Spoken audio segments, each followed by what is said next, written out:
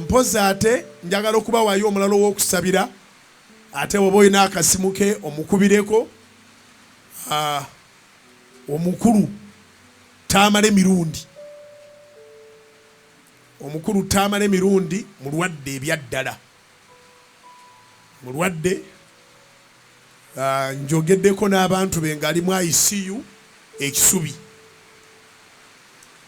Njogeddeko n'abantu be ng'ali mu ICU ekisubi ng'embeera si nnungi. So buli awulidde saba essaala mukulu Tamale Mirundi asimatuke. Ate mu Uganda mukimanye essaala yetukolera. Abasawo bajjanjaba ne bajjanjabira ku maanyi g'essaala. So mukulu Tamale Mirundi mulwadde ebyaddala. Njogeddeko n'abaana be, nze ng'omuntu njogera naye bulijjo. Era abaana be bonna bakimanyi nti nabo baana bange. So tubadde tumujjanjaba ng'ali waka naye kati kitanda ate ICU. Naye Katonda talina waatajja muntu. Abantu bangi ababadde mu ICU balamu ne Mukama n'abongerera ddala emyaka. Ate nga nange mu nnyumba era tulinamu omulwadde era naye abadde mu ICU. Nyazaala wange maama Imelda anzalira Susan Makula naye abadde mu ICU naye kati ate ye nkeddeyo ng'ali bulungi era ng'ayogera nga tunyumya bulungi. So twebaza Katonda nti akola. So mutusabire ffenna tukirize Katonda akole ebikulu. Kale muyimuse emikono tusabire abalwadde. Waliwo n'ababo besitegedde essaala tugisaba inijeno ng'egenda ku balwadde bonna.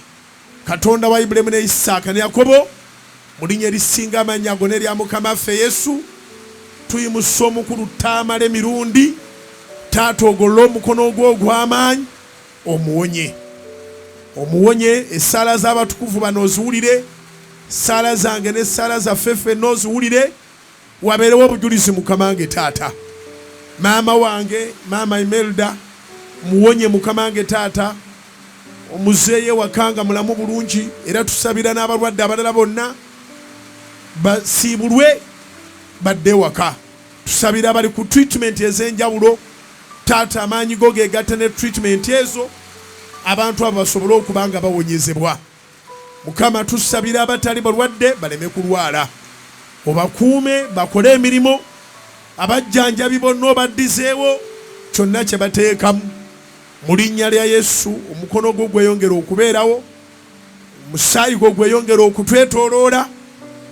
N'abantu bangi eyo abalina ebifuba balina ssenyiga omunga nange mwendi ffenna tuwonye tukuweereze Mukama mu linnya lya Yesu. Era tusaba Katonda ogabirire ebbiiru ezo zonna, biiru abalwadde ze bali mu kubasaba zonna.